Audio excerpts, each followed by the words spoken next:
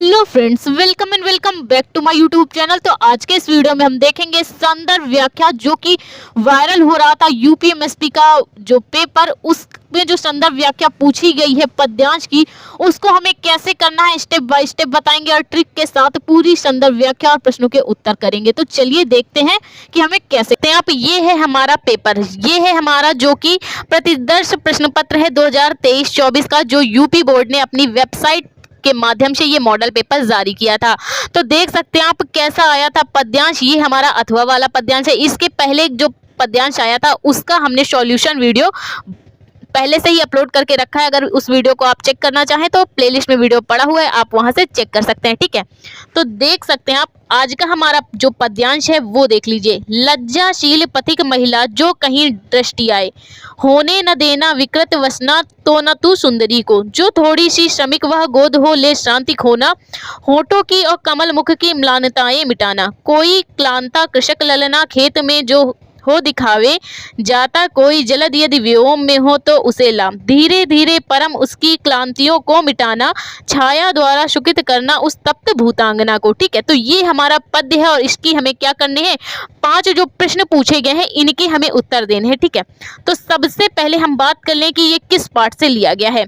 तो जैसा कि हम बात करें, ये लज्जाशील जो पथिक महिला है, ये जो आपका पूरा पद्य है वो किससे लिया गया है, पवन दूतिका से। ठीक है, किससे लिया गया है, पवन दूतिका से। और यहाँ पे राधा जी, जो राधा जी हैं, वो पवन को अपना दूत बनाकर श्री कृष्ण के पास भेजती हैं। उसी का ये मनोहारी चित्रण अयोध्या सिंह उपाध्याय जी ने किया है। ठीक है, पवन दूतिका नामक शीर्षक पे। तो इसके हम 5 प्रश्नों के उत्तर बहुत ही आसानी से और बहुत ही अच्छे से ट्रिक के साथ समझेंगे, स्टेप बाय स्टेप देखेंगे। तो वीडियो को पूरा लास्ट तक देखते रहना ताकि आपसे कोई भी क्वेश्चन मिस ना हो। तो हमारा जो पहला प्रश्न है वो देख लीजिए, उपयुक्त पद्यांश का संदर्भ लिखिए। दूसरा है रेखांकित अंश की व्याख्या कीजिए। तो हम क्या करेंगे, सबसे पहले हम इसकी संदर्भ व्याख्या कर लेते हैं, इसके बाद आगे के क्वेश्चंस को हम सॉल्व करेंगे।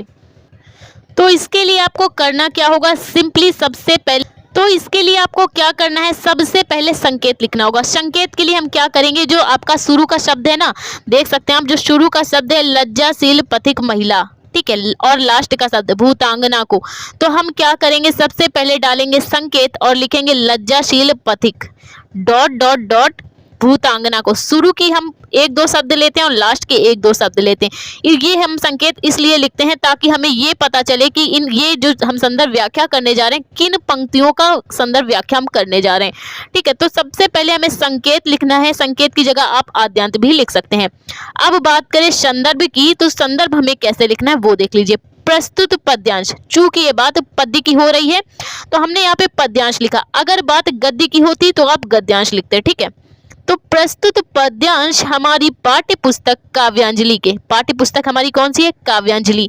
तो प्रस्तुत पद्यांश हमारी पाठ्य पुस्तक काव्यांजलि के प्रिय प्रवास संकलन से, जो क्या है, प्रिय प्रवास महाकाव्य अयोध्या सिंह उपाध्याय हरिऔध जी का है, ये उसी से लिया गया है। ठीक है, प्रस्तुत पद्यांश हमारी पाठ्य पुस्तक काव्यांजलि के प्रिय प्रवास नामक संकलन के या शीर्षक के पवन दूतिका से लिया गया है। किससे लिया गया है, पवन दूतिका से लिया गया है। और इसके जो प्रमुख कवि हैं अयोध्या सिंह उपाध्याय जी हैं। इसके जो रचयिता हैं वो है अब अयोध्या सिंह उपाध्याय हरिऔध जी। कौन है, अयोध्या सिंह उपाध्याय हरिऔध जी पवन दूतिका के क्या है, लेखक हैं। ठीक है, तो ये बात हुई हमारे संदर्भ की। अब आगे आपको प्रसंग कैसे करना है वो देख लीजिए, फिर हम इसकी व्याख्या देखेंगे। तो प्रसंग देख लीजिए, प्रसंग यहाँ पे क्या बोला जा रहा है, प्रस्तुत पद्यांश में, ये जो प्रस्तुत पद्य हमसे पूछा गया है, प्रस्तुत पद्यांश में जो श्री राधिका जी हैं, ठीक है, विरह पीड़ा से क्या है, ग्रसित हैं। इसीलिए वो क्या करती हैं, जो प्रातःकालीन पवन है उसको अपना दूत बनाकर श्री कृष्ण भगवान के पास भेजती हैं। इसमें श्री राधा जी पवन को अपना दूत बनाकर श्री कृष्ण के पास भेजती हैं और साथ ही उनको क्या समझा देती हैं कि जो भी कोई भी तुम्हें रास्ते में मिले उसके तुम दुखों को दूर करती जाना, हे पवन तुम उनके दुखों को दूर करती जाना। तो ये हमारा हो गया प्रसंग। आगे हमें व्याख्या कैसे करनी है वो देख लीजिए। तो देख लीजिए, यहाँ पर श्री राधिका जी पवन से कहती हैं, यहाँ पर राधा जी पवन से कहती हैं कि हे पवन, यदि मार्ग में तुम्हें कोई लज्जाशील स्त्री दिखे, हे श्री राधा जी पवन से कहती हैं कि हे पवन, यदि मार्ग में तुम्हें कोई लज्जाशील यानी जो साड़ी आड़ी पहने रहती ना महिलाएं, ठीक है, और क्या करती है, घूंघट ओढ़े रहती, तो उन्हें कहते हैं लज्जाशील स्त्री, ठीक है। तो यदि तुम्हें मार्ग में कोई लज्जाशील स्त्री दिख जाए तो तुम उसके पास बहुत ही धीरे से जाना, उसके पास तेज तेज मत जाना कि तेज वेग से तुम जाओ और उस स्त्री, वो जो लज्जाशील स्त्री है, उसके जो वस्त्र है वो अस्त व्यस्त हो जाएं। तो हे पवन, तुम जब उस लज्जाशील स्त्री के पास जाना तो तुम उसके पास बहुत ही धीरे से जाना। यदि तुम उसके पास बहुत ही तेज वेग से जाओगी तो उसके जो वस्त्र हैं वो उड़ने लगेंगे, ठीक है। और हे पवन, यदि तुम्हें कोई किसान श्रमिक महिला यानी कोई खेत में काम करती हुई किसान की स्त्री या श्रमिक महिला दिख जाए, ठीक है, तो तुम उसकी थकावट को भी मिटा देना। यदि तुम्हें वो थकी हुई दिखाई दे और जब भाई काम करती हुई किसान की स्त्री होगी तो वो थक तो जाएगी ही ना। तो हे पवन, यदि तुम्हें कोई किसान की स्त्री मिल जाए तो तुम उसकी थकावट को मिटाना, और जो थकावट के कारण जो खेत पे काम करती हुए उसे थकावट आ गई है और जो थकावट के कारण उसके जो होंठ हैं वो सूख से गए हों या कुमला गए हों, जिस प्रकार कमल क्या हो जाता है, जैसे कमल 2-3 दिन का हो गया तो कुमला जाता है, उसी प्रकार काम करती हुई जो स्त्री होती हैं उनके जो होंठ होते हैं उनकी तुलना कमल से की जाती है। इसी प्रकार यदि उसके होंठ सूख गए हों या कुमला गए हों तो तुम उसके पास जाकर उसे आनंदित करना। जब तुम उसे आनंद करोगी, ठंडी ठंडी हवा चलाओगी, तो वो जो किसान की महिला है उसकी थकावट कुछ ना कुछ तो दूर ही हो जाएगी, ठीक है। तो उसकी तुम थकावट को क्या करना, दूर करना, जिससे वो क्या हो, आनंद से भर जाए। आगे राधिका जी क्या कहती हैं वो देख लीजिए। आगे श्री राधिका जी पवन से कहते हैं कि हे पवन, यदि तुम्हें कोई किसान की बेटी दिख जाए, ठीक है, हे पवन, यदि तुम्हें आगे जाते हुए कोई किसान की बेटी दिख जाए जो कि खेत में काम कर रही हो, जो कि खेत में काम करती हुई थकी दिखाई पड़े, तो हे पवन, तुम उसके पास धीरे धीरे जाना और उसके शरीर को धीरे धीरे ठंडी पवन से धीरे धीरे उसके शरीर को छूकर उसकी थकान को मिटा देना।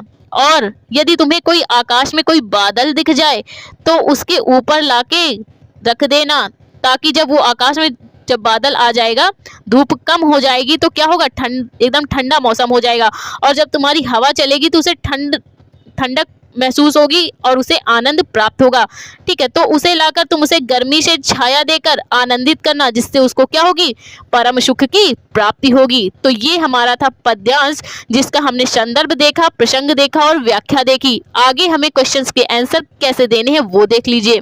तो हमारे जो नेक्स्ट प्रश्न है वो देख लीजिए।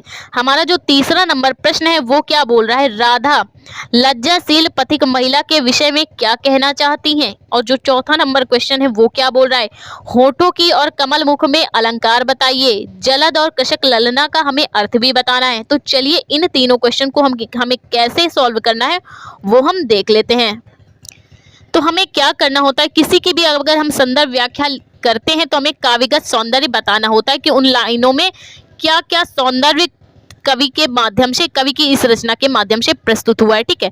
तो हम यहाँ पे क्या करेंगे, यहाँ पे कवि क्या कह रहा है कि राधा जी स्वयं, जो राधा जी हैं वो स्वयं तो विरह की पीड़ा से ग्रसित ही हैं, जो राधा जी हैं वो स्वयं ही विरह की पीड़ा से ग्रसित हैं, इसीलिए वो दूसरों के दुखों को पवन से दूर करने के लिए कहती है। वो नहीं चाहती कि दूसरों को उनके जो दूत है, दूत के कारण पीड़ा हो, इसीलिए वो पवन को जब अपना दूत बनाकर भेजती हैं तो उससे यही कहती हैं कि दूसरा कोई जो भी तुम्हें रास्ते में मिले तुम उसके दुखों को क्या करना, दूर करते हुए जाना, ठीक है।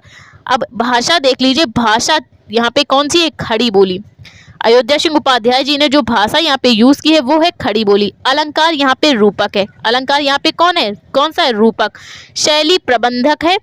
शब्द शक्ति लक्षणा है। गुण इन्होंने प्रसाद यूज किया है और रस यहाँ पे श्रृंगार है। जहाँ पे प्रेम मिलन विरह का वर्णन हो वहाँ पे रस कौन सा होता है, श्रृंगार रस होता है, ठीक है। आगे जो हमारा क्वेश्चन था कि राधा जी उस लज्जाशील स्त्री के बारे में क्या कहना चाहती थी, ठीक है। तो राधा जी पवन को उस लज्जाशील महिला के वस्त्रों को ना उड़ाने के लिए कहती हैं, क्योंकि अगर वो पवन तेजी से उसके पास जाएगी तो उस लज्जाशील महिला के जो वस्त्र हैं वो अस्त व्यस्त हो जाएंगे। इसीलिए वो कहती हैं कि हे पवन, तुम अगर उसके पास जाना, उस लज्जाशील महिला के पास जाना तो धीरे धीरे से जाना, ठीक है, ताकि उसको कोई भी परेशानी ना हो। आगे देख लीजिए क्या बोला जा रहा है, होठों की और कमल मुख में कौन सा अलंकार है। तो जो कमल मुख है, कमल के समान मुख, एक तो पहले मुख ही सुंदर है, ऊपर से किसके समान, कमल के समान, तो यहाँ पे अलंकार कौन सा हो जाएगा, रूपक अलंकार। कौन सा अलंकार हो जाएगा, रूपक अलंकार। और जो हमारा नेक्स्ट क्वेश्चन था, जलद और कृषक ललना के हमें अर्थ बताने थे, ठीक है। तो जलद मीस होता है बादल, जलद मीस क्या होता है, बादल, और कृषक ललना यानी किसान की पुत्री। तो ये थे हमारे क्या, जो वायरल हो रहा पेपर था उसका जो पद्यांश आया था, जो यूपी एमएसपी ने अपनी वेबसाइट में मॉडल पेपर जारी किया था, उसमें जो पद्यांश पूछा गया था, ये उसके 5 प्रश्न थे, ठीक है। तो अगर वीडियो हेल्पफुल लगा हो, समझ में आया हो, तो प्लीज वीडियो को लाइक, हमारे चैनल को सब्सक्राइब करें, जिससे हम इसी तरह के इंपॉर्टेंट वीडियोस आपके लिए लाते रहें। Thank you for watching this video.